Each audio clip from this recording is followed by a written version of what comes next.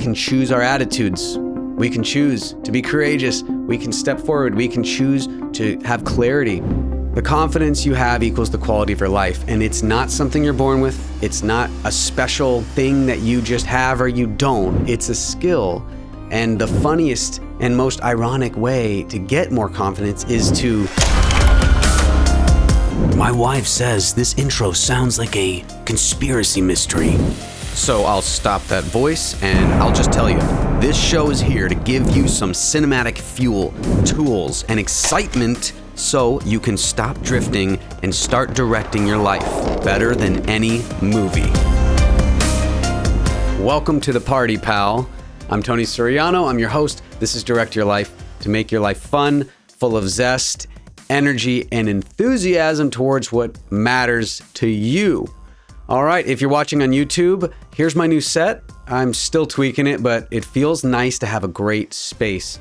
If you're on Spotify or Apple or wherever you listen, feel free to check it out on YouTube. Give me a subscribe if you like this content, but we'll go right into today's episode. This is episode 52. I'm excited because that's the goal I set a year ago almost, and I'm here, and I'm gonna continue serving you, creating content throughout the next year, and this episode specifically about what we call in the film industry the bad guys close. Have you ever had a time in your life where everything all at once just comes together like a perfect, horrible storm and hits you in every direction? It could be with your relationship or your family. It could be with your career or finances. Maybe you went bankrupt and then you also lost your job at the same time. I don't know what it is for you, but it happens to us throughout our life. And it's up to you, it's up to me to prepare for those moments, to get through those moments, and most importantly, to stay in the fight long enough so you can move past those moments and learn from them and have some great stories you can share. So we're going to talk about two big ideas that can help you get out of these bad guy moments, how you can focus in on one. And I'll also, before I start, share a little story. It's a pressure story, a pressure moment in my life that's relevant. I was trying to build a tiny house in Malibu, California for my wife and I. I had a setup with my friend on his property. We had a deal. I'd build a tiny house on his property because his pool house burnt down in the fires. And it'd be a trade. I'd be able to stay there for a couple years as long as I put in the labor and the material. So I went for it, and we built, meaning me with my bare hands, for 85, 90% of it. Then my amazing friend Cyrus helped on the weekends, and we got through it. We built this tiny house. It had a view of the ocean, mountains. It was serene, but it was also surreal and also snaky because bad guys closed in. An angry, silly neighbor, I want to call him names, he called the city on us, and then we got a note on the door. And this was a problem because they said, you need to get some permits for that building property or else we'll blah, blah, blah, blah, blah. So my friend and I thought, well, we can go down there and get a retroactive permit. But there was a problem. They needed an architect. They needed plans. And I was the pseudo architect. I drew up little plans. I probably have them saved somewhere in my files. And to me, it made sense. The structure made sense. It was small, but it had 2 floors, and we were living in it for a couple months. And that's when we got that notice. And that wasn't the only thing going on. More bad guys closed in. I was working on a film project as a producer and also the director of photography. And there was a problem on that set. There was a lot of drama back and forth. And I just couldn't handle, I felt like it at the time, I couldn't handle these permits, finishing the house, this film project, some other financial stuff going on. It was all happening at once. So during these crazy moments, I did a lot of walking. I went up to Malibu hikes. I went to the top. I looked at the view, and it just forced me to reflect on the bigger picture.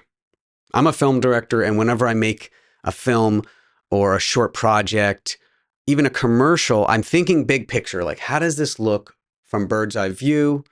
Because sometimes when you're in the forest, you can't see it. You've heard that, right? Get out of the forest so you can see into the forest. So I would do that on these walks. And it helped a lot. And I had to start asking better questions like, where do I want to be in a few years? The simple ones. What am I doing? Can I really afford the permit cost? Because the city said, yeah, another 30 grand and you can destroy the property and rebuild, but you just need also to hire an architect. And before I know it, it was like 70, 80 grand worth of building, which I didn't have at the time. It couldn't work out. My friend couldn't fork up the money. It just didn't make sense. So sadly, we had to remove the structure. Hit in stomach. That is what hurt the most during that whole period because I worked so hard for me and my wife and my friend to just build something worthwhile. I obsessed on YouTube building videos for 6 to 7 months, and I built this thing. And I connected with my friend Sai throughout the journey on the weekends towards the hard stuff. So there was benefits there. There was a lot of other benefits, but you had to have everything crumble to really reveal the benefits. And the reason why I'm telling you this story is when I stayed in the fight through all of that, things started making sense. And I eventually made one of the best decisions I made in my life, which was to leave California. I slowly transitioned, and my wife and I had a new journey into another state. And the last several years have been just night and day. So these bad guy moments, what are they for you? What's going on right now? So the first big idea is clarity, perspective. So what's going on for you? Can you future set just a little and say, hey, I got to get through this one thing.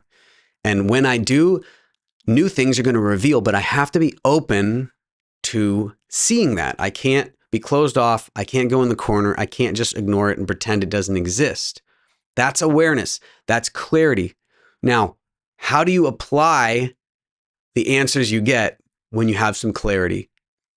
What I did and what I do is I reset physiologically. And then I was starting to master the unicycle. I know, it's weird. It's crazy. That's me. I was in the circus. I got kicked out of the circus. That's another podcast episode. But I was unicycling as brakes.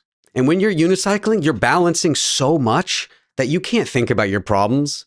You know, like if you stop balancing, you fall off. If you start thinking about something, you fall off. So what is it going to be for you that resets you so you can have a charge, a new energy to then implement some of the clarity and the answers that you got? The second big idea, it's courage. When you act courageously, you're actually creating more confidence. And I believe that confidence, the level of confidence you have, equals the quality of your life. The confidence you have equals the quality of your life. And it's not something you're born with. It's not a special thing that you just have or you don't. It's a skill.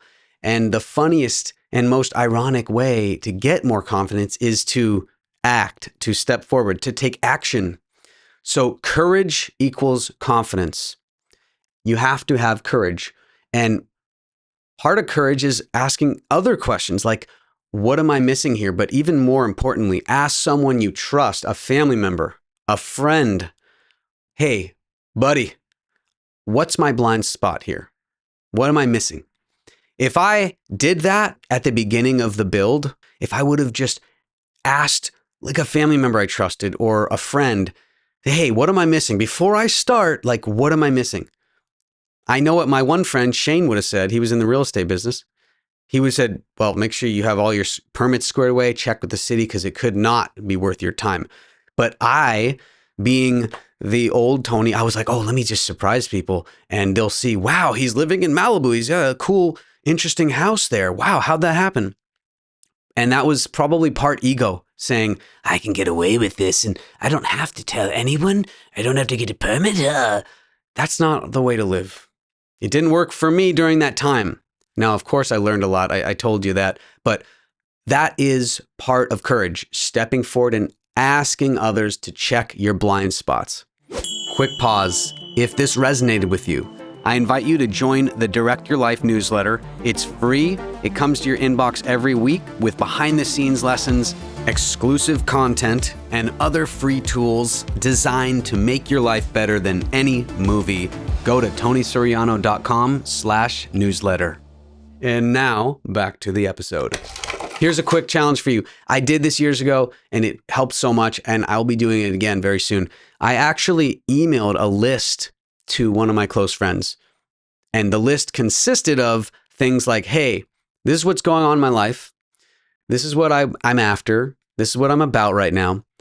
What are my best attributes that you know of me now? Because you want to hear that, right? Your subconscious is always listening. You want to hear that good stuff. But also more importantly, I asked, what are my blind spots? Because we just can't see our own blind spots. Don't you know, when you're looking into other people's lives, it's so easy to say, hey man, watch out for this. I see it. But when it's you, when you're in the forest, it is harder to step out of the forest and actually give yourself that blind spot advice. So there you have it. 2 big ideas. Get more clarity and act more courageously. You do those 2 things, this year is going to dramatically shift into a better one, because you're just going to have more alignment with who you want to be and what matters. You are going to be directing your life instead of ego directing your life, instead of bitterness directing your life, instead of jealousy directing your life. You don't want those things to push you there, pull you there. You want to be the one in the director's chair. If you notice behind me on YouTube, I have a director's chair right there. It's a great reminder that we each need to be in our own chairs through the storm. And we each need to practice equanimity, which just means really being calm and not so reactive during crazy moments in life. And that's also a skill, and it takes practice. And that's why you're listening. That's why you're here. I thank you for doing this, because you're doing the work. And when you do the work on yourself, there's a ripple effect. And I truly mean that, because when I meet people that have done the work with themselves, it's so refreshing. And I hope when I meet you, or I meet someone out there new, they think Tony's a little bit refreshing. Maybe he's a little crazy. Maybe he's a little intense. But there's something refreshing about his attitude, because we can choose our attitudes. We can choose to be courageous. We can step forward. We can choose to have clarity. This is just a recap of your challenge. Identify your top 3 bad guys and circle the one that if you ignore, all hell is going to break loose. So focus on that one. That's number 1. Number 2, ask the trusted friend or family member, what blind spots am I missing in this time of my life? Please be honest. Then number 3, choose a stabilizer, a ritual, walk, pray, go into mountains, anything that's just a great way to reset. Try unicycling. Try something new. The brain loves novelty. So get out there, do what you need to do to direct your life. And if you love this episode, if you're liking this episode, leave me a comment. Please review the show on Apple. It really helps. Share the episode. You know the deal. I really appreciate it. You can also shoot me a message at contact@tonysoriano.com and let me know what you're doing to direct your life. That's it. Thanks for watching. Thanks for listening. I'll see you in the next one.